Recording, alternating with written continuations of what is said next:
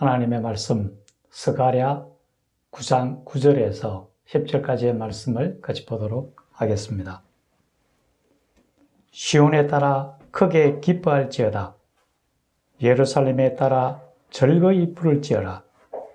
보라, 네 왕이 네게 임하시나니 그는 공의로우시며 구원을 베푸시며 겸손하여서 나귀를 타시나니 나귀의 작은 것 곧 나귀 새끼니라. 내가 에브라임의 병거와 예루살렘의 말을 끊겠고 전쟁하는 활도 끊으리니 그가 이방 사람에게 화평을 전할 것이요 그의 통치는 바다에서 바다까지 이르고 유브라데 강에서 땅끝까지 이르리로다. 아멘. 오늘 전할 하나님의 말씀은 구원을 베푸실 왕에 관한 것입니다. 이 시간 주의 성령께서 임재하시고 우리에게 깨달음을 주셔서 이 시간 우리 모두에게 은혜가 충만한 시간이 되기를 간절히 축원합니다. 며칠 전에 우리는 예수님께서 예루살렘으로 입성하셨던 종려주일을 맞이했었고 지금은 고난주간을 보내고 있습니다. 종려주일 하면은 크게 두 가지의 의미를 생각해 볼 수 있습니다. 먼저 외형적인 부분에 있어서는 예수님께서 예루살렘으로 입성하실 때에 그곳에 모였던 많은 사람들이 종려나무 가지를 꺾어서 예수님이 오실 길에다가 그것을 뿌리고서 크게 소리치며 환영합니다. 호산나 다윗의 자손이여. 가장 높은 곳에서는 호산나 하면서 예수님의 오심을 환영하는 그러한 기쁨의 날임에 틀림이 없었습니다. 또 한편으로는 이 예수님께서 입성하시는 목적 자체가 하나님의 말씀에 순종하여 고난의 잔을 받기 위함입니다. 그래서 고통과 고난을 위한 첫걸음임에 틀림없습니다. 한편으로는 기쁨의 날이기도 하지만은 또 한편으로는 아주 힘든 그런 날이기도 하다는 것을 우리가 알 수 있습니다. 오늘 본문에서는 예수님께서 예루살렘에 입성하시는 목적과 그리고 입성하실 때의 모습 그리고 그 이후에 일어날 일들에 대해서 상세하게 기록하고 있습니다. 본문의 기록은 대략 BC 520년경에 기록이 되었습니다. 그러니까 예수님이 오시기 전 550년 전에 예수님의 오심에 대해서 기록해 놓았습니다. 근데 너무나 정확하고 선명하게 기록되어 있다는 데 대해서 우리는 분명하게 알 수가 있습니다.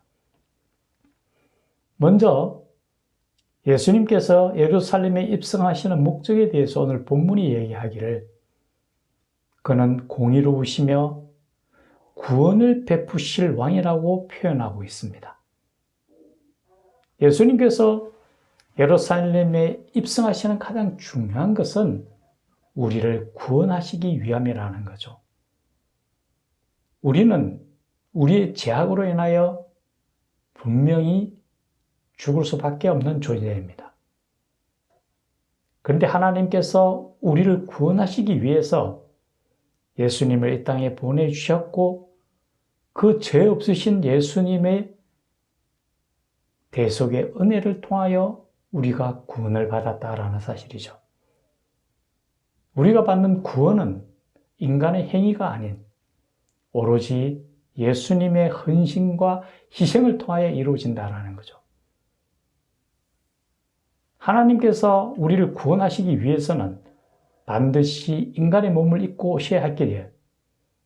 하나님의 독생자로 이 땅에 오셨고 갖은 고초와 고난을 당하시고 십자가에 돌아가심으로 우리의 죄를 대신 짊어지셨다라는 거죠.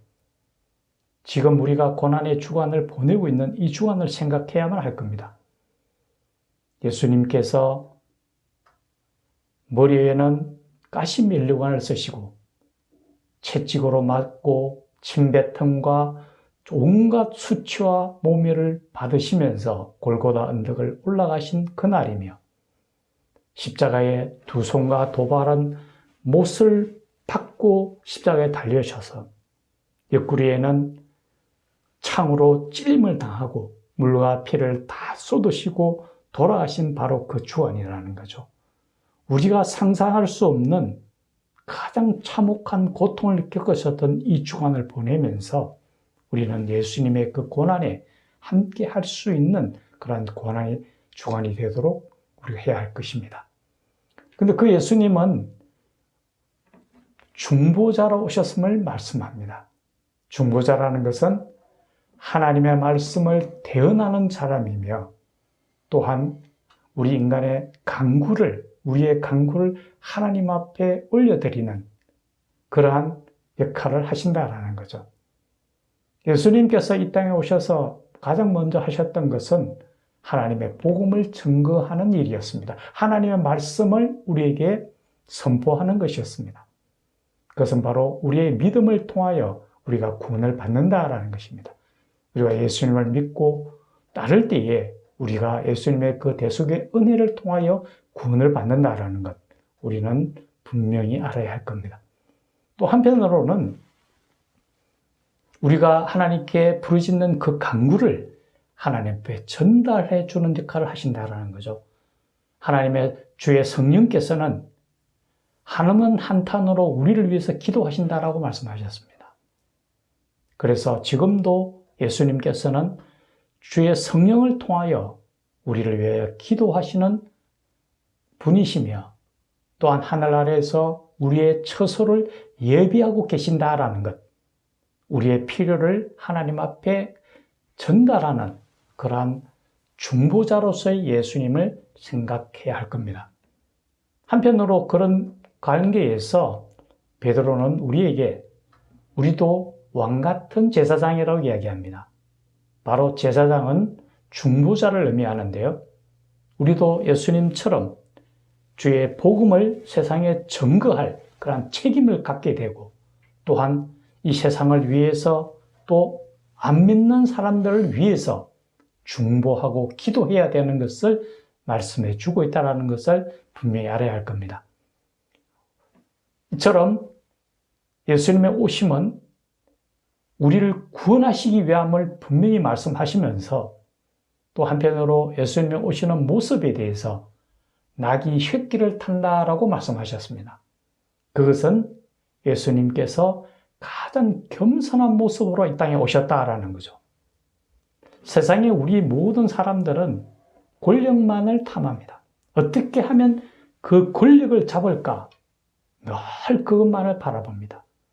이제 며칠 있으면 선거가 있는데 그 선거에서 권력을 잡기 위해서 온갖 급모술수를 동원하고 어떤 일도 마다하지 아니하고 하는 일들을 봅니다. 정말 인간은 권력에 대한 탐욕이 끝이 없는 것 같습니다. 그리고 그 권력을 조금이라도 잡으면 어떻든 그것을 휘두르려고 합니다.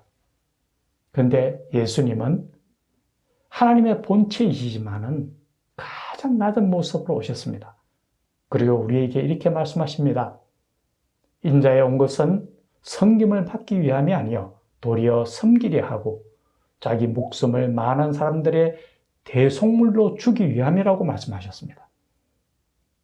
하나님의 본체이신 그분이 가장 낮은 모습으로 우리에게 모범을 보여주셨고 또한 겸손함을 드러내셨습니다.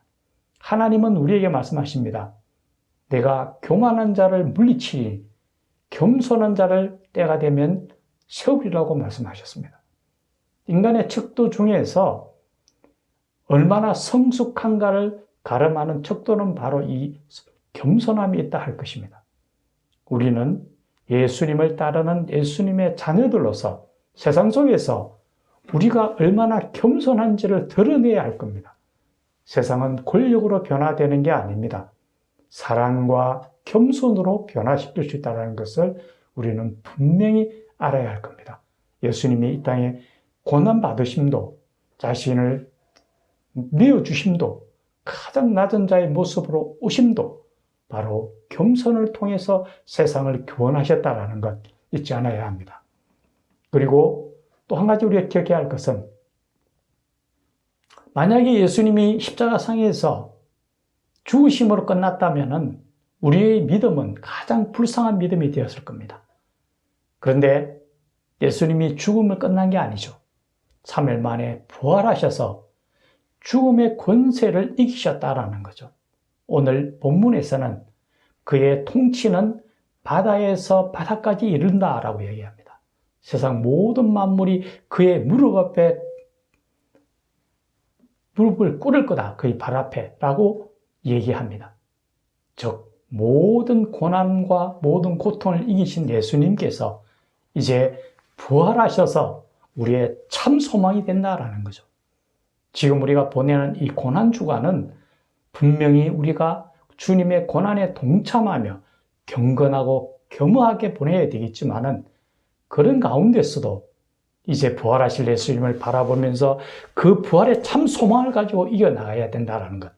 그리고 이 땅에 우리가 끝나는 것이 아니라 우리에게 주어진 하늘의 소망을 가지고 하루하루 승리하며 살아가야 된다는 것을 분명히 우리는 알아야 할 것입니다.